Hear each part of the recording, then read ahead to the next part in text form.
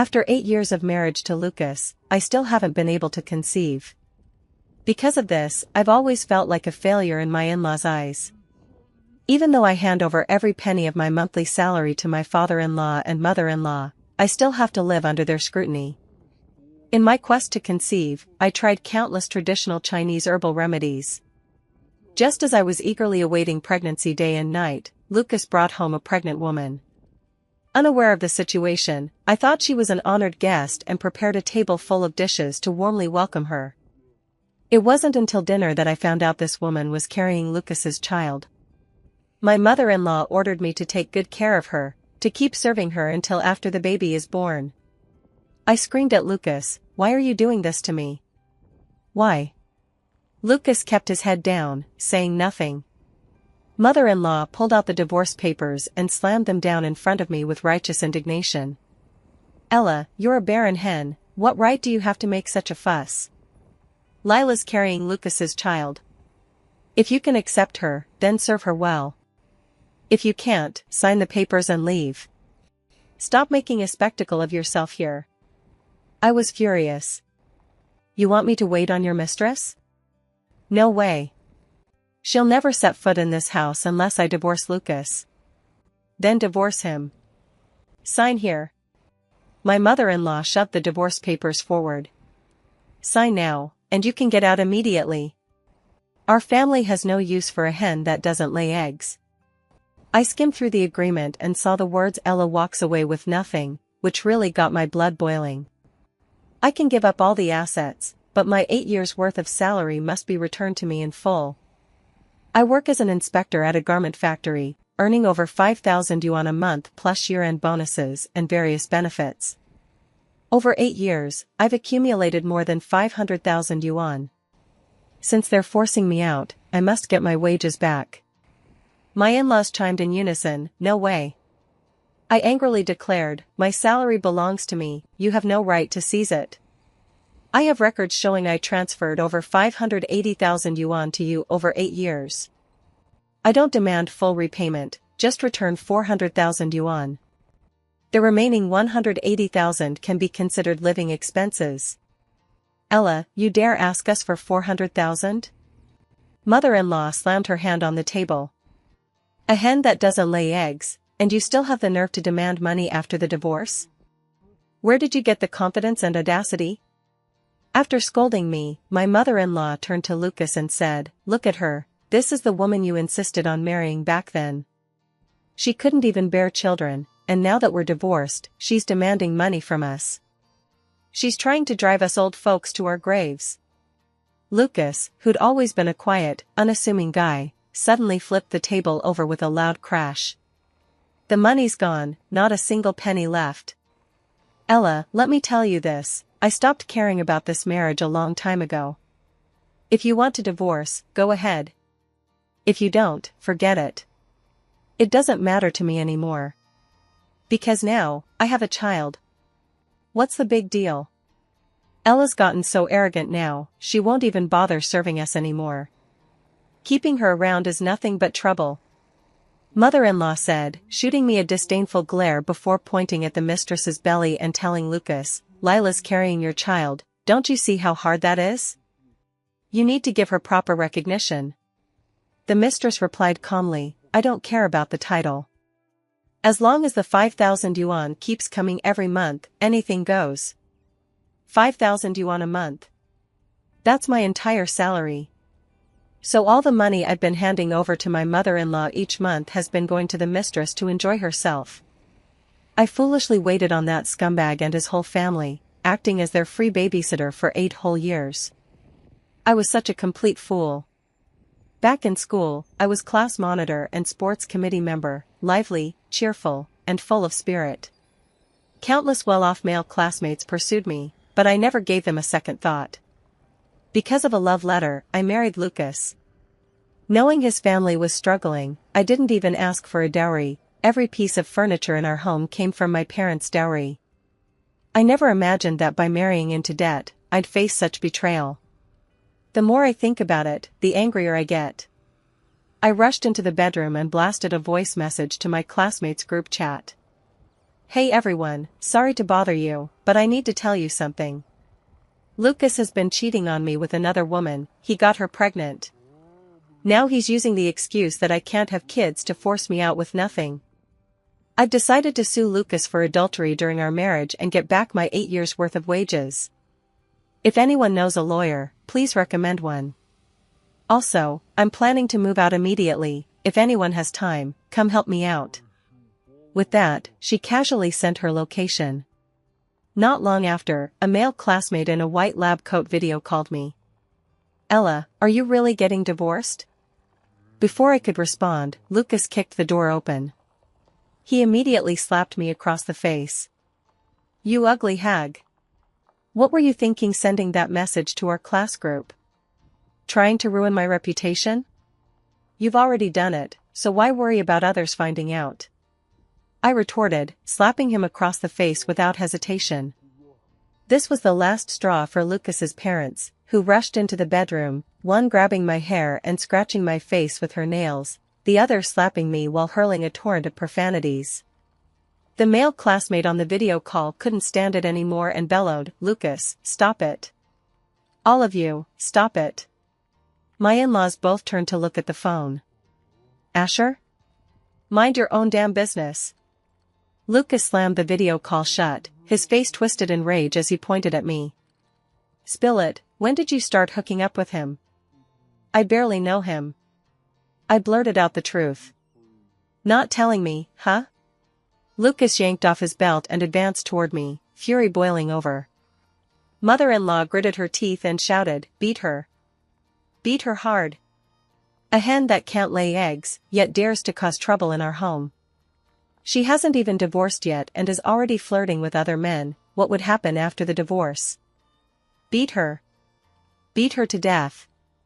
Just as Lucas's belt was about to crack down, I sprang to my feet and grabbed an axe from the toolbox. Think I'm easy to push around, Ella? From now on, anyone who messes with me gets it back double. Back in school, I was the physical education representative, physically strong as anything. When I got fired up, a bunch of guys couldn't hold a candle to me. These past 8 years of marriage, I've kept my head down and endured everything because we couldn't have kids. Lucas must have forgotten just how formidable I was back in the day. To intimidate them, I mustered all my strength, raised the axe, and swung it wildly. Wardrobes, TV cabinets, beds, all the solid wood furniture bought for our wedding, I smashed it all to pieces. My in-laws turned pale with fear, clutching their heads as they scrambled out. Help! Someone's going to die. Neighbors rushed over to see the commotion. Lucas was so scared he dropped the belt and jumped straight out the window. Once outside, he started calling everyone, falsely accusing me of murder for financial gain. I've got nothing to hide. If he wants to make a big deal out of this, I'll see it through to the end. Only Lila, the mistress, remained in the room. Before she could flee, I blocked her path. She trembled in fear. Sis, I'm pregnant. I know the law, how could I possibly hurt anyone? I was just trying to scare them.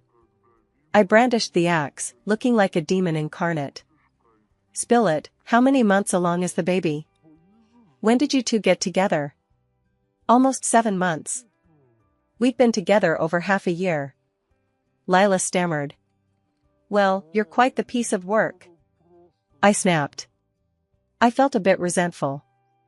I'd been trying folk remedies for 8 years without getting pregnant, yet they conceived after just over half a year together. Sis, you don't need to resent me. Actually.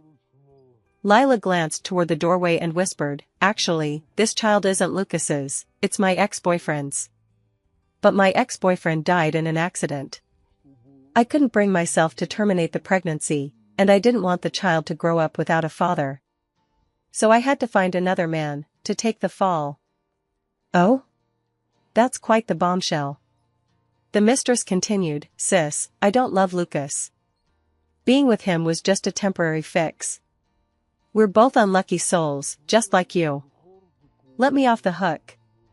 If you spare me today, I'll make sure Lucas's mom pays you back your wages. Do your words carry any weight?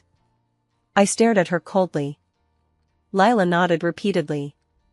They do. Lucas's mom treats me exceptionally well, she listens to everything I say. When I asked for $5,000 for living expenses, she agreed without hesitation. But you can't let them know this child isn't theirs, or I'll lose my influence. I never imagined my mother-in-law would be so generous to the other woman. She constantly asks me for money every month, yet she's so lavish with her. It's hard to fathom what expression she'd have if she ever found out the child the other woman is carrying isn't from the He family. Just then, my mother-in-law suddenly shouted from the doorway, "Ella, don't hurt Lila. She's carrying the He family's child. Let her go, and I'll wire you 400,000 yuan right away." Her sudden capitulation only reinforced my belief that my 8 years of devotion to the He family had been nothing but a joke. I replied coldly, 400,000 isn't enough anymore. You guys just beat me pretty badly. My mother-in-law hurriedly said, 500,000. Just let Lila go, and I'll give you 500,000. Fine, transfer the money now. I stood at the doorway, axe in hand. My mother-in-law reluctantly picked up her phone and transferred the money to me. Worried she might cause trouble later, I coldly added, make sure to add a note. This is Ella's 8 years' worth of wages. My mother-in-law gritted her teeth as she made the transfer, then flashed me the screen with confidence. I've given you the money, now release my daughter. I unlocked my phone, confirmed the 500,000 yuan had arrived, then stepped aside to let Lila out. As Lila passed by me, she whispered pleadingly, just help me keep this hidden for 3 years. Just then, dozens of luxury cars pulled up. People who looked like reporters got out and immediately started filming. The mother-in-law saw the commotion and immediately sat down on the ground, sobbing uncontrollably with snot and tears streaming down her face. This is terrible. Everyone come see. My daughter-in-law is trying to extort money from us. If we don't give her 500,000 yuan, we'll never make it through this. After 8 years of marriage without children, she went around stealing other men. Caught red-handed by my son, she had no shame left, so she grabbed an axe and demanded 500,000 yuan from us. Everyone thought these cars were here to arrest me, watching with expressions like they were at a show. But they miscalculated. Levi, the leader of the luxury car gang, was the chief of the police station, and my elementary school classmate, my childhood best friend. When Lucas saw Levi, he immediately pulled out a cigarette. Hello, it was me who made the call earlier. Levi ignored him and asked me with concern, are you okay? I tossed aside the axe and said calmly, nothing serious. My husband cheated on me and got the other woman pregnant. I was so furious I chopped up my wedding dowry. Levi nodded. What happened to your injuries? Those 3 beat me up. I pointed at the Lucas family. Lucas's face turned ashen. My mother-in-law jumped up to argue, I didn't hit her. She was the one swinging an axe wildly and demanding 500,000 yuan. I sneered, everything requires evidence. The evidence to incriminate you is right under your fingernails. What good is denying it? Hearing this, my mother-in-law quickly shoved her hands into her pockets. Lucas seized the moment to call out to the reporters, come over here. I was the one who made the tip-off call. Just as the reporters were about to approach, Levi said, stop with the sensationalism, this lady is the real victim. Then he turned to me and said, Ella, tell the reporters what happened. A sea of microphones immediately thrust toward me. I calmly began, my husband had an affair. The mistress got pregnant. My in-laws made me take care of her, all the way through her postpartum confinement. I refused to agree, so they forced me to leave with nothing. To seize my 8 years' worth of wages, the 3 of them ganged up on me, even falsely accusing me of misconduct. I couldn't fight their entire family alone, so I chopped up the furniture I brought as dowry. Reporters, so that's what happened. That's not how it happened. My mother-in-law yelled. She tried to rob me and kill me. She just forced me to transfer 500,000 yuan. If you don't believe me, check her phone, it has the transfer records. I pulled out my phone and retrieved the monthly salary transfers I'd made to my mother-in-law over the past 8 years. Ever since we got married, I've handed over my entire monthly salary to her to manage, over 5,000 yuan each month, plus double that in year-end bonuses. Over 8 years, I've transferred more than 580,000 yuan in total wages and bonuses. Here are the transaction records, take a look. The reporters filmed intently, all following my lead. My mother-in-law's face twisted with fury. Ella, you've got some nerve. You've lived off us and stayed in our house for 8 years, and now you have the audacity to ask for money? I retorted, over 580,000 in savings, plus interest, that's at least 600,000, right? I'm only taking back 500,000. That's fair. My father-in-law, who had remained silent, suddenly snapped, do you think 100,000 yuan will feed a whole family for 8 years? I was so furious I burst out laughing. What gives you the right to assume my money should support your entire family? What exactly does your son do? After 8 years of marriage, I haven't spent a single penny of my husband's money, yet I've been serving your whole family day and night, acting like a 24/7 free babysitter.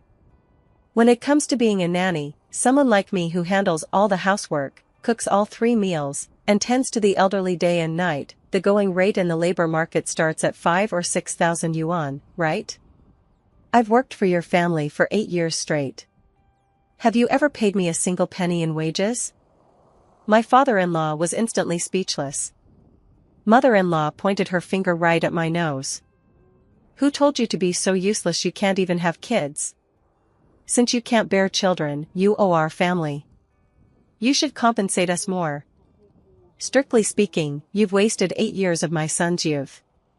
You ought to pay him compensation for lost youth. Compensation for lost youth? You've got some nerve. The thought that the mistress's child wasn't Lucas's made me sneer inwardly. I blurted out something I'd never even dared to think before. Are you sure it's my fault you didn't have children? What if I remarry after the divorce and have kids? Who will take responsibility for the 8 years of my youth that were wasted? Will you compensate me for the loss of those 8 years? What gives you the right to demand compensation for lost youth? Her mother-in-law sneered. A hen that hasn't laid a single egg in 8 years, you think moving her nest will suddenly make her lay? Ella, no offense, but if you could actually bear a child, I'd crawl on my knees to you and worship you as my ancestor. Ha ha ha. The onlookers burst into laughter. I knew they were laughing at us, but I couldn't help laughing too. What's so funny? Can't you see they're all laughing at you? My mother-in-law beamed with satisfaction. They're laughing at you. I shot back without hesitation. Mother-in-law stood with hands on hips, pointing angrily. I'm laughing at you. Laughing at your inability to bear children. Enough. Why all the nonsense? If you want a divorce, just get one. Father-in-law immediately pulled her aside. The reporter held the microphone and reminded me, Ella, since your husband was the one who committed adultery during the marriage, you can demand financial compensation during the divorce proceedings. Levi said, compensation is a must. Go get your injuries checked first. I can tell Ella's injuries are pretty serious. The mother-in-law immediately played the fool upon hearing this. We didn't hit him. Who saw us hit him? What proof do you have to say that? Levi pulled out his phone and played a video. This is a call video between Ms. Ella and her classmate Asher. It clearly captures the 3 of you working together to brutally beat Ella. Father-in-law pointed at me, unwilling to concede, she hit my son first, that's why we fought back. Mother-in-law jumped up to add, that's right. That Asher is her old flame. They conspired to set us up. This video can't be used as evidence. I never imagined that even with the evidence right before her eyes, my mother-in-law would still have the nerve to deny it. With a cold expression, I said, the truth will come out, the police station will get to the bottom of this. If it turns out that Asher isn't my old flame, you'll be charged with slander on top of everything else.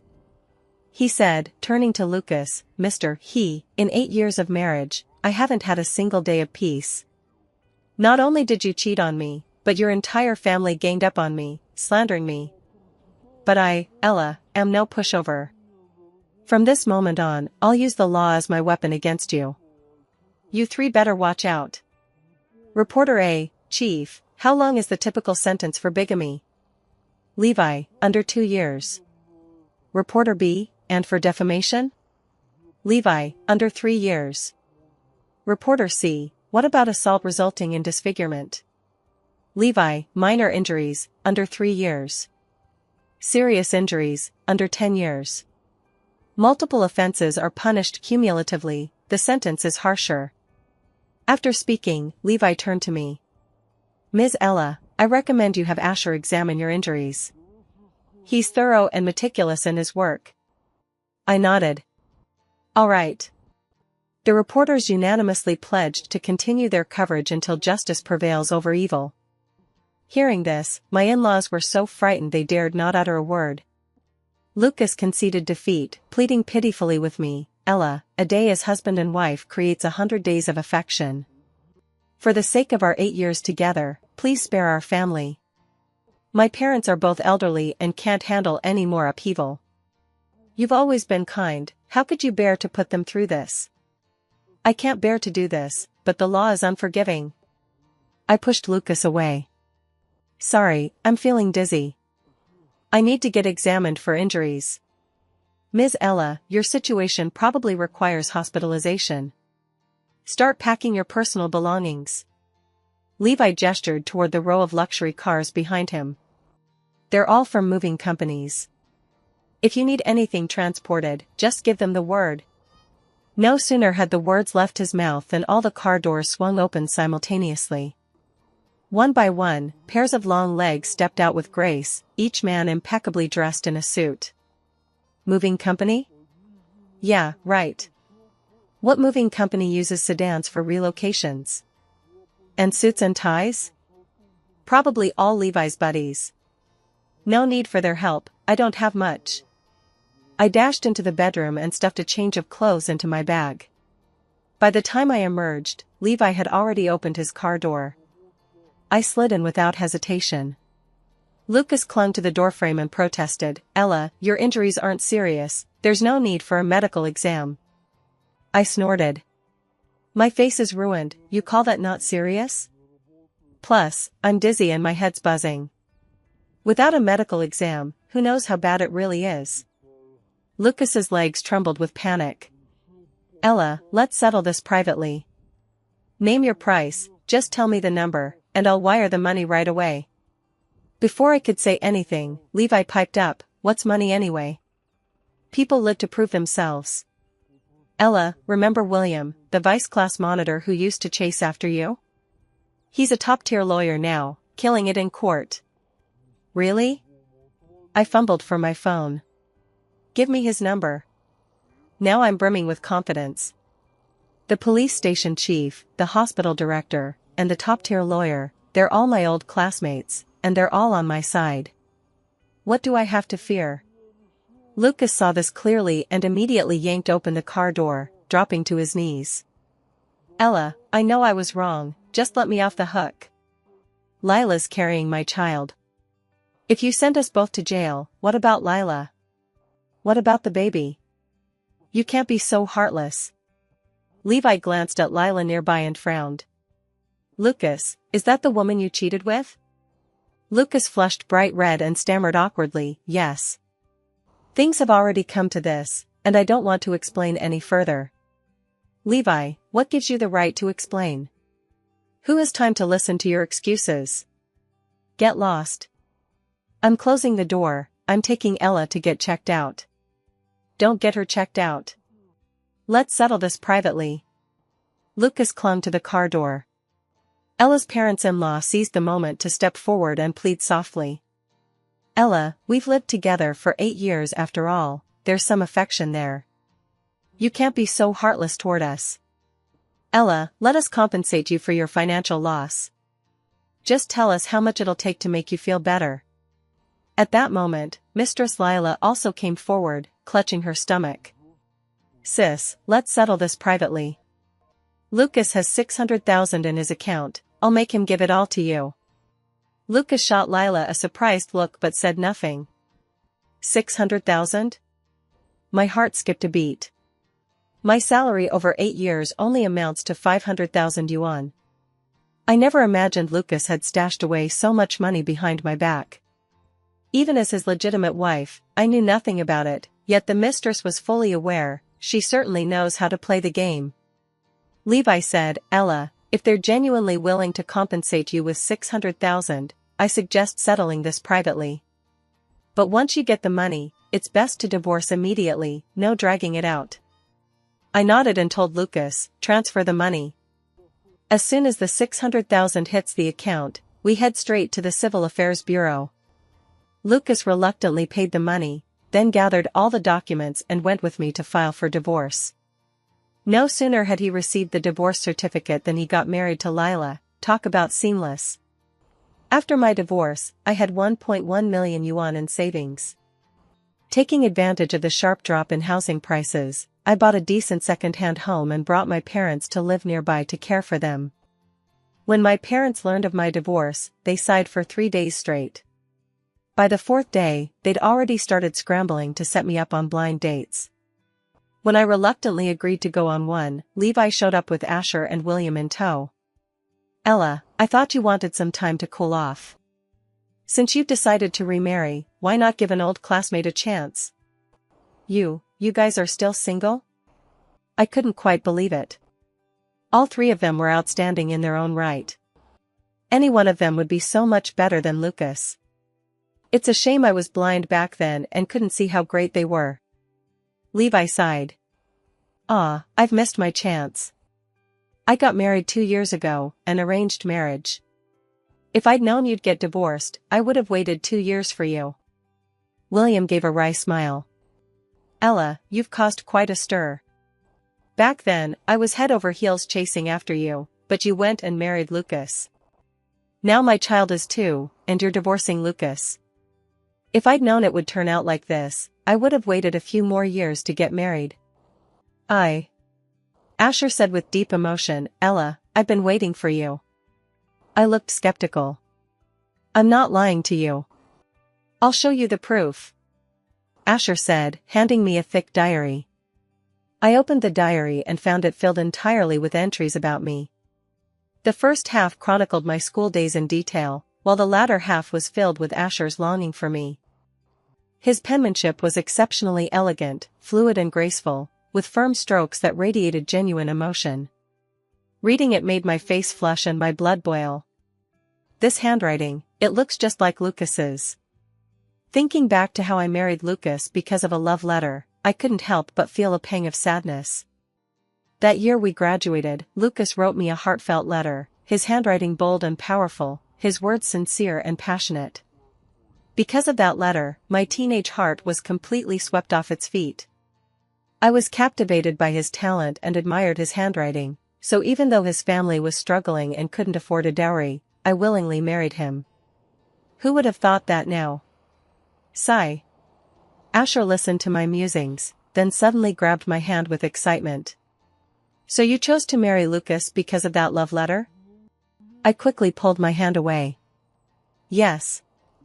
Asher blurted out, I wrote that love letter. I asked Lucas to give it to you.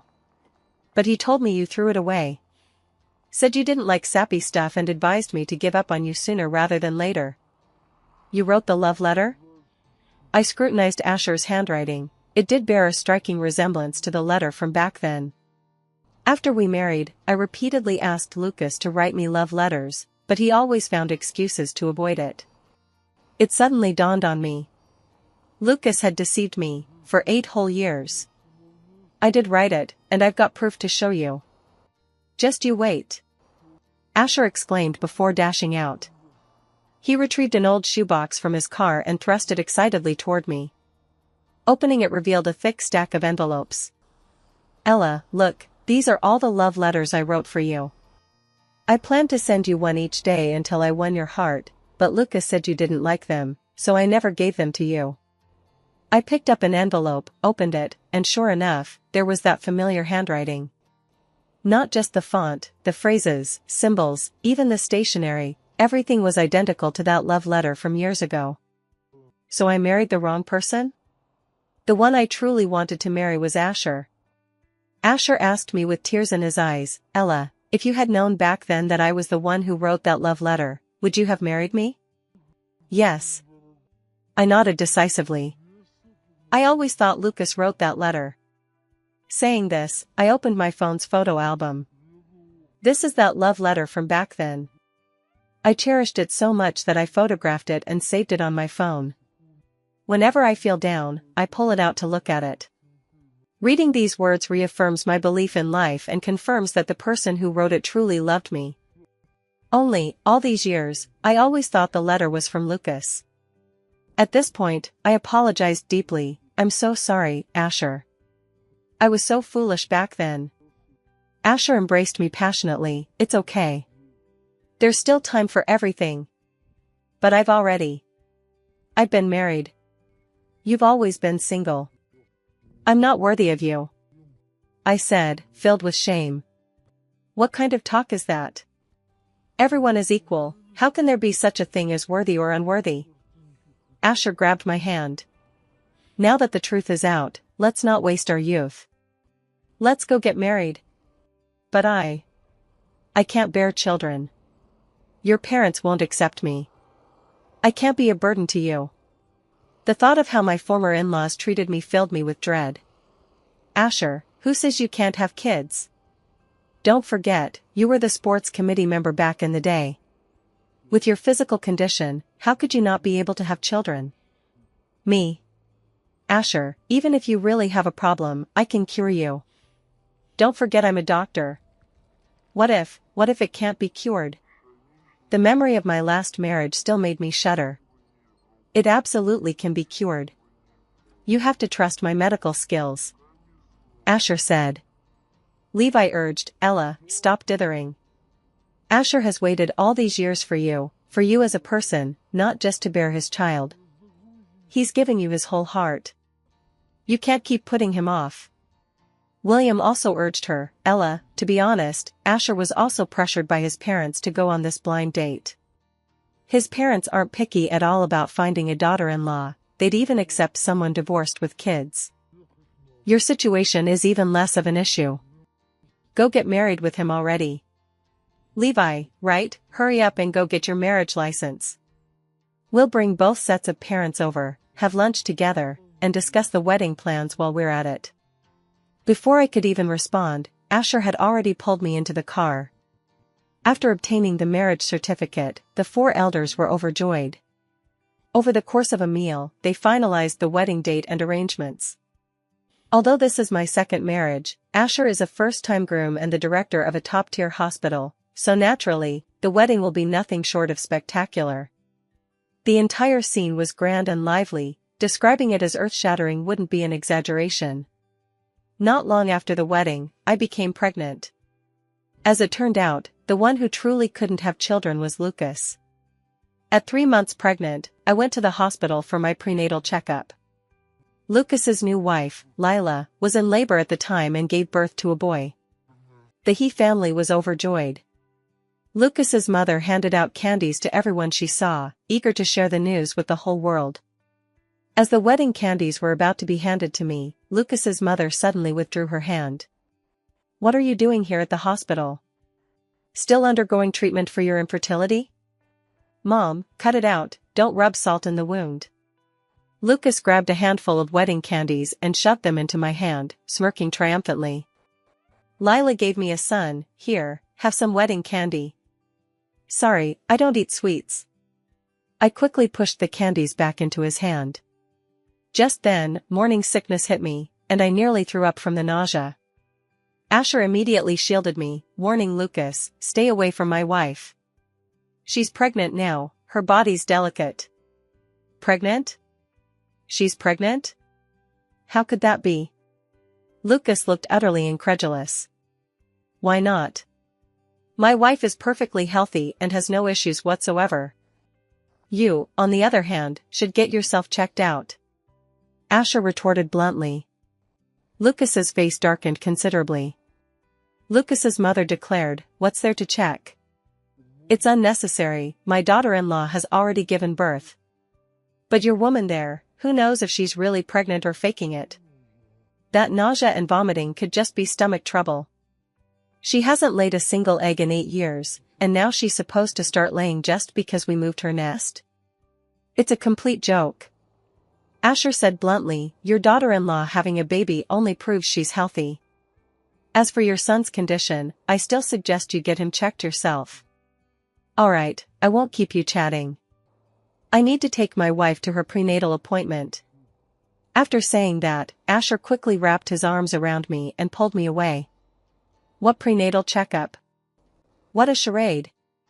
Lucas's mother yelled after our retreating backs. Ella's infertile, she can't possibly have a baby. What's she pretending to be pregnant for? I really wanted to turn back and tell Lila that the baby wasn't Lucas's, but I held back. She'd asked me to keep it a secret for 3 years and even helped me get 600,000 yuan in financial compensation. People have feelings too, I couldn't cause her trouble right after she'd given birth. Although I didn't reveal Lila's secret, Asher's words successfully caught Lucas's attention. Just as I finished my prenatal checkup and was preparing to go home, Lucas and his family took their newborn to the genetics department. It was clear they already had doubts about the child and intended to conduct a paternity test. I felt deeply uneasy, wondering what would become of Lila. Asher asked me, "What's wrong? Are you feeling unwell?" I didn't want to hide it from him and replied, "Lila's child isn't Lucas's. She asked me to keep it a secret, but the He family just took the child to the genetics department. What should I do?" Asher looked puzzled. "You're worried about the other woman? She stole your husband, don't you hate her?" I shook my head. "No, I don't. Quite the opposite, I'm actually grateful to her. If she hadn't appeared, I never would have discovered the truth about the love letters. And I certainly wouldn't have married you." "Asher, that makes sense. Then let's help her out." "Me, how? Even though you're the dean, we can't break the law. Faking a paternity test is a crime." Asher smiled. "I'm not that stupid. I'm just teaching her a way to handle it." "What's the plan?" A voice suddenly sounded from behind us. Both Asher and I were startled, we hadn't expected Lila, who'd just given birth, to be right behind us. Asher replied, "The plan is simple, stop them from doing the paternity test." "Thanks, I got it." Lila shuffled toward the genetics department. Asher and I were deeply concerned about Lila's health, so we followed along. When we arrived, Lucas had just had his blood drawn, and the doctor was preparing to draw the child's blood. Lila shouted, "Lucas, if you don't trust me, you can just divorce me. There's no need to waste money on a paternity test." Lucas looked a bit awkward. It's not that I don't trust you, but I just feel more at ease doing this." "What if the doctor mixes up the babies?" The doctor, about to draw blood, replied, "Impossible. At our hospital, such a basic mistake would never happen." Lila rushed forward and snatched the child into her arms. "If you don't trust me, there's no point in continuing this marriage. We're getting divorced right now. The child is mine, and I'll raise him alone." Lucas's mother was alarmed at the suggestion. "No, Lila.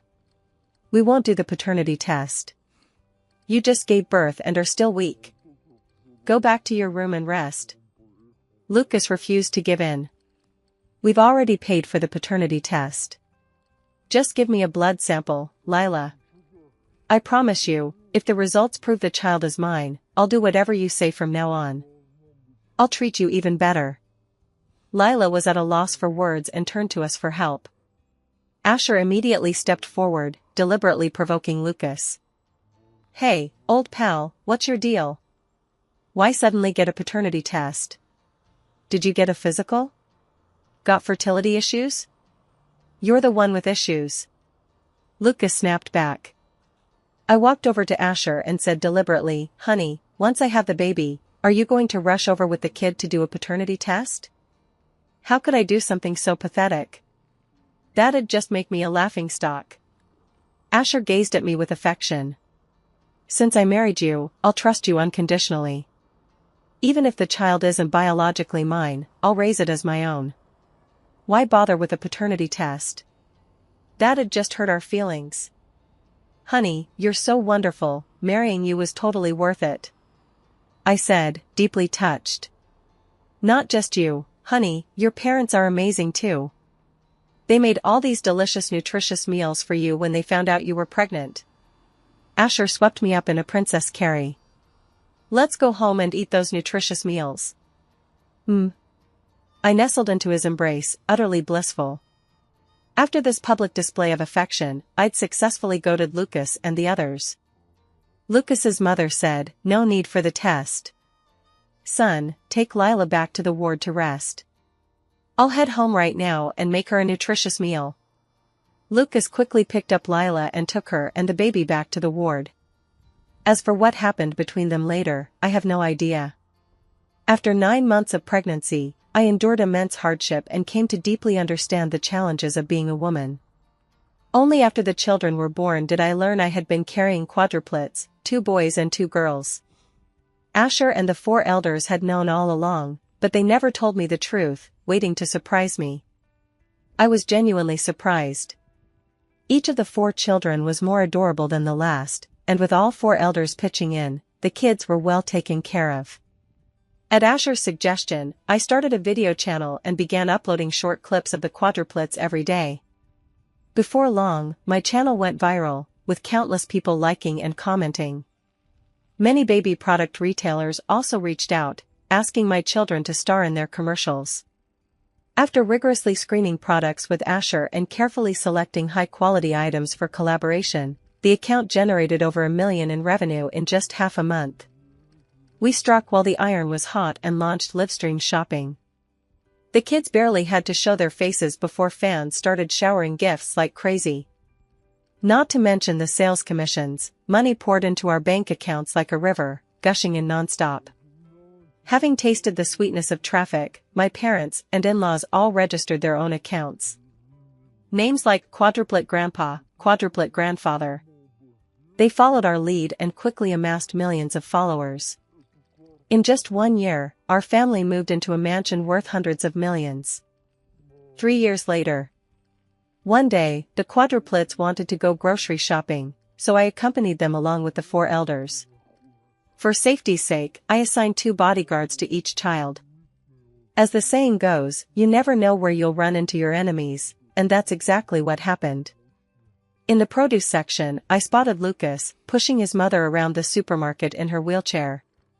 The old man seemed deeply shaken, his hair now completely white, his expression somewhat dazed. Lucas wasn't in good shape either. In his 30s, nearly half his hair had turned gray. Just as I tried to slip away, Lucas called out loudly, "Ella." I couldn't get away and had to stop in my tracks. Just then, Lucas's mom suddenly pointed at the hairtail fish and shouted, "Get the hairtail fish. Get plenty, my grandson loves it." Lucas's nose stung. "Mom, haven't you forgotten? That child isn't ours anymore. Lila has already taken the child abroad. I'm leaving the country. I won't have a grandson. Lila's a fraud, she deceived us emotionally and swindled our family out of $2 million in savings. Ella's the one who's good, Ella doesn't lie." Lucas's mom spoke, then turned to see me, her eyes suddenly brightening. "Ella, you're back? Good to have you back.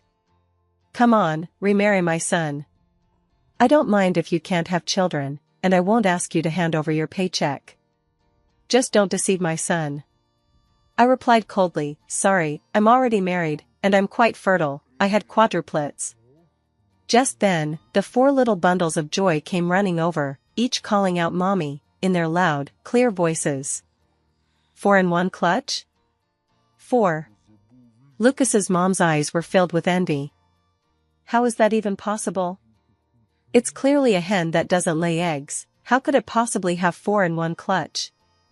Suddenly pointing at me, she yelled, "You can't have children. You're not capable. These 4 kids definitely aren't yours. You adopted them, right?" Her outburst drew a crowd of onlookers.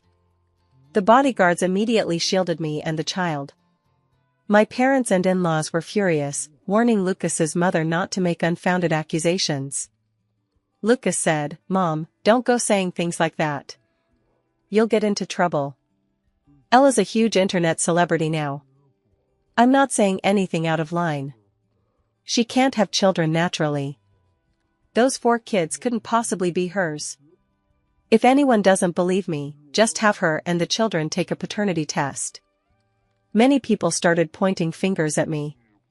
Just as I was about to confront Lucas's mother, she suddenly screamed, "Paternity test. We should have done a paternity test long ago.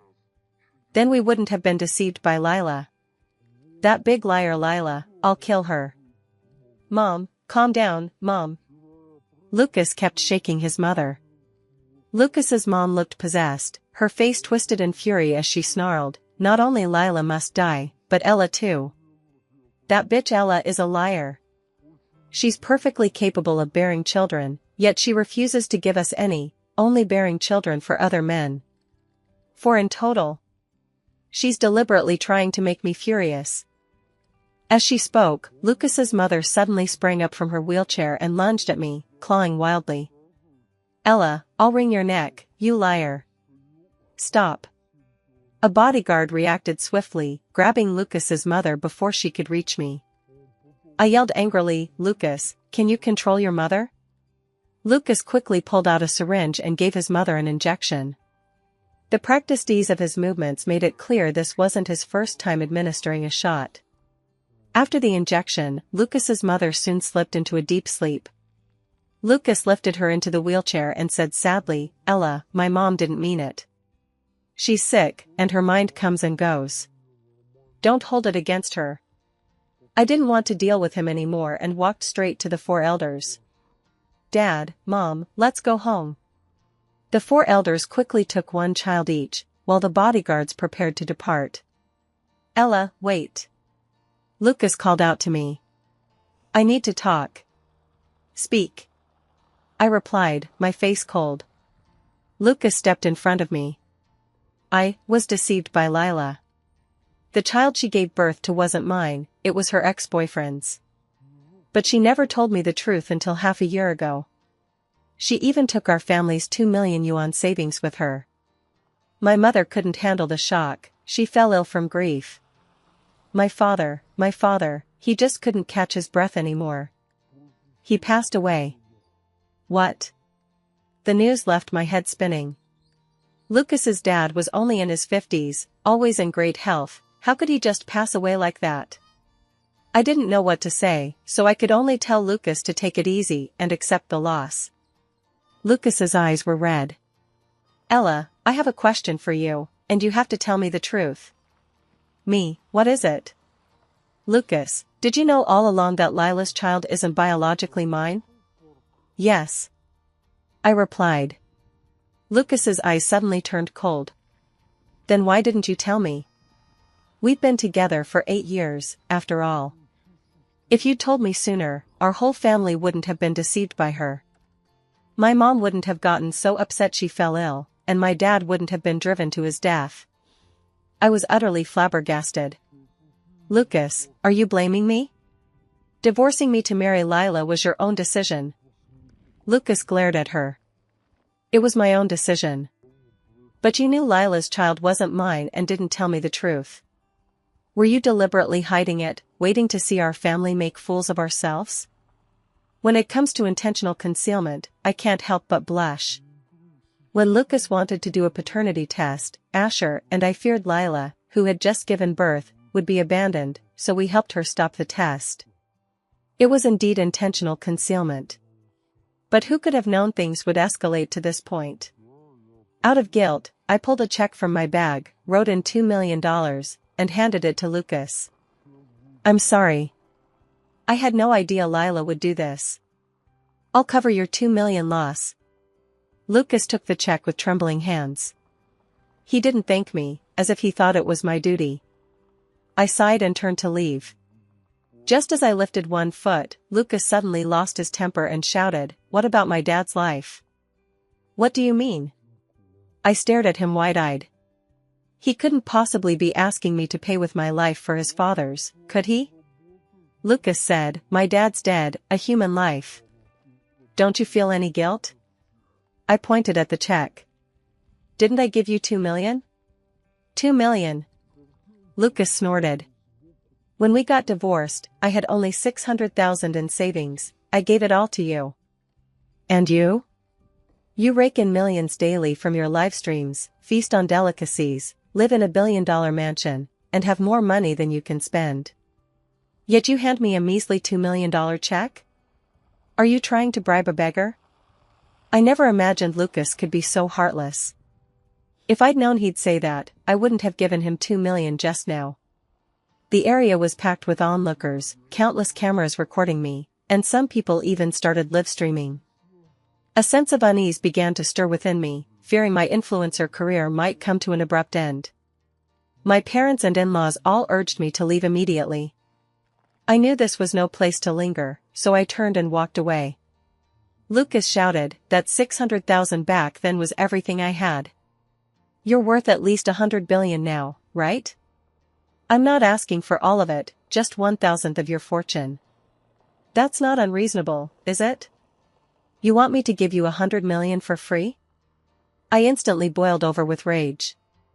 "This isn't charity, it's compensation for my father's life," Lucas declared emphatically. The onlookers murmured among themselves, all assuming I had caused Lucas's father's death. The live streamer, unaware of the truth, raged indignantly at the camera. I never would have guessed that internet celebrity Ella actually has a death on her hands. Rumor has it that during her divorce, she drove her former father-in-law to his death and her former mother-in-law to the brink of insanity in her quest to seize 600,000 yuan of family assets. After becoming famous online, she feared the scandal would be exposed, so she tried to buy her ex-husband's silence with 2 million yuan. "Shut your mouth," my father snapped, pointing at the man. "Keep talking nonsense, and I'll make you regret it." Not only did the person not shut up, they kept streaming. "Did you all hear that? Ella's father just threatened me, forbidding me from exposing the truth. I'm streaming right now at the risk of my life. Everyone, please help me out with some small tips and gifts."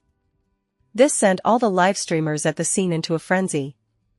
Regardless of the truth, they were solely focused on grabbing attention and boosting views. "Shut up. Stop spreading lies." My father and father-in-law were so furious they nearly came to blows. I quickly stepped in to stop them. I immediately called Levi. "I need to file a report. I just ran into Lucas at the supermarket, and his mother publicly humiliated me and threatened to kill me. Lucas is using his father's death to extort 100 million from me. People who don't know the truth are cornering me at the supermarket and live streaming it. They're spreading wild rumors and falsely accusing me of murder. Please come quickly and help me get justice." Before long, Levi arrived at the supermarket with dozens of his men. Asher rushed to my side immediately. Warmly taking my hand, he said, "Honey, don't be afraid. I'm here." My eyes instantly welled up with tears. Levi snapped, "Lucas, what kind of trouble are you stirring up now?" An uninformed streamer chimed in, "It's not Lucas causing trouble, it's his ex-wife Ella who killed Lucas's dad. Lucas is here demanding justice." Levi's expression darkened. "Who told you Lucas's dad was killed by Ella? Don't spread rumors without knowing the truth. We're all adults here, take responsibility for what you say." Another streamer retorted, "Sheriff, we're not spreading rumors, Ella admitted it herself and even gave Lucas a $2 million check.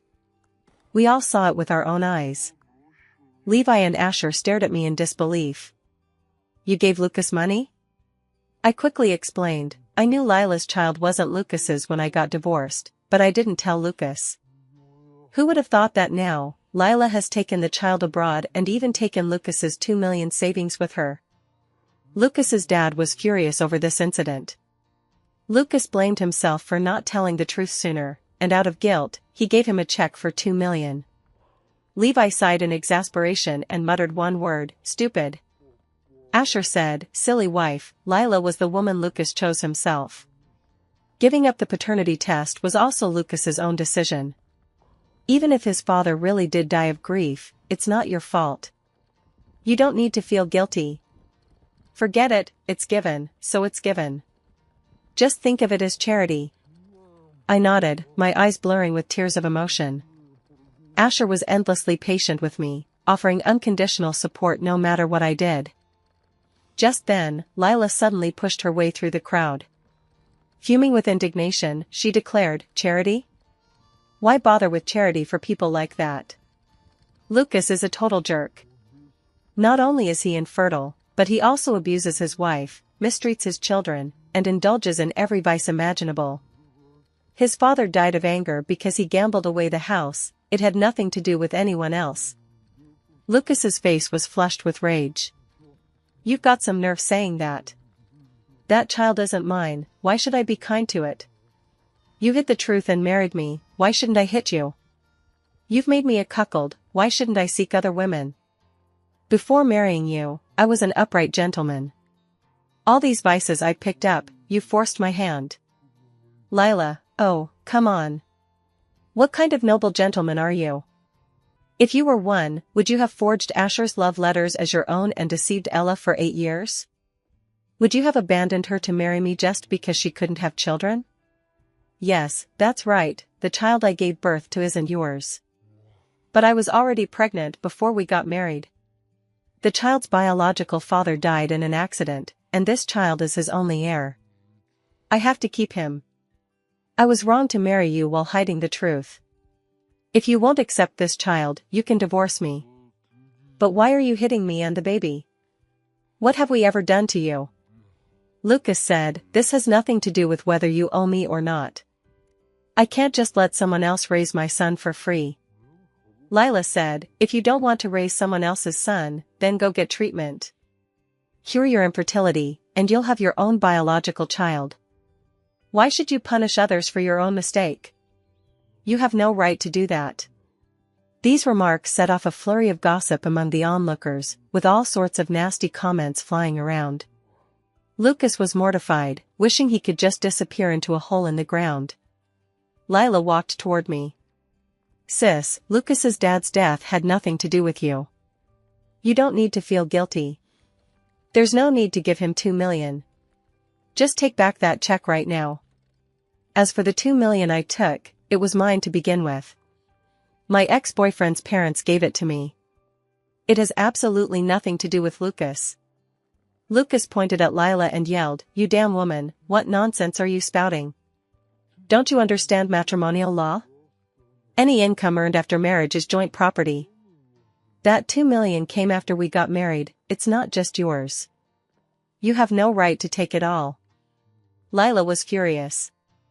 "That $2 million isn't family income. It's the death compensation from the child's biological father. The grandparents gave me that money not for me to squander, but to raise this child properly. This money is child support paid with the life of the child's own father."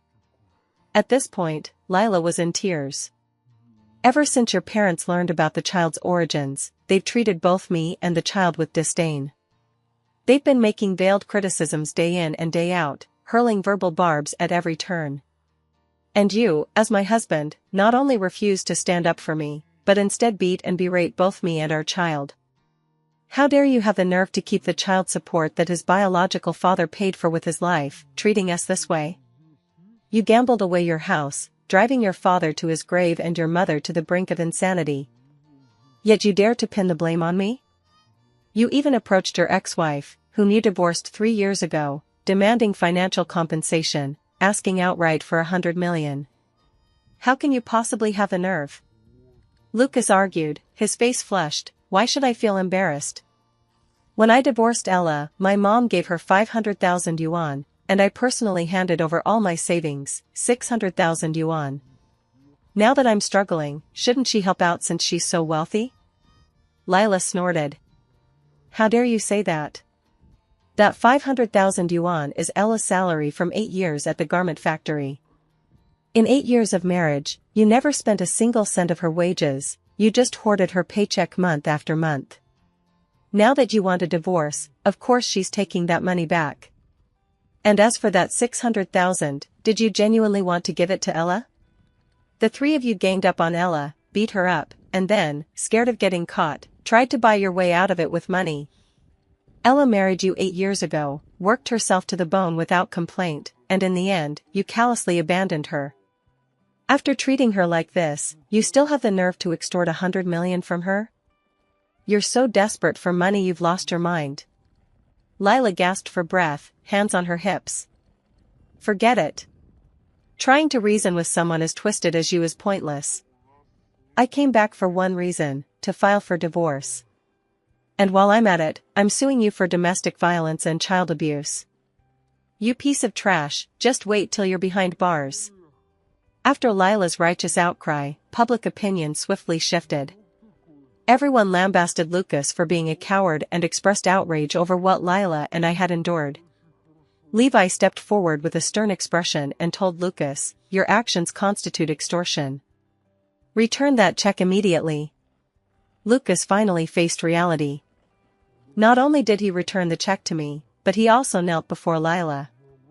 "Lila, I was wrong. I shouldn't have hurt you and the child. Please drop the lawsuit. I agree to divorce you." Lila replied coldly, "Sorry, it's too late now. I've already turned in the evidence of your domestic violence and child abuse." Lucas's body went limp, and he collapsed to the ground. Everything has its cause and effect, good and evil will eventually meet their just rewards. My long-standing feud with Lucas has finally come to an end. As for their fate, I couldn't care less. After this incident, Lila and I became friends. But I never went out again, staying home every day to focus on raising my child. Occasionally I'd film short videos, living a low-key and stable life. 3 months later, I became pregnant once more. The prenatal checkup revealed this pregnancy was also quadruplets. I don't want to have any more children, but I can't bear to hurt these 4 innocent little ones. So I discussed it with Asher. "Honey, after we have our second child, please help me get sterilized." Asher shook his head. "No need. I've already had myself sterilized." "Husband." I didn't know what to say, tears streaming down my face as I threw myself into his arms.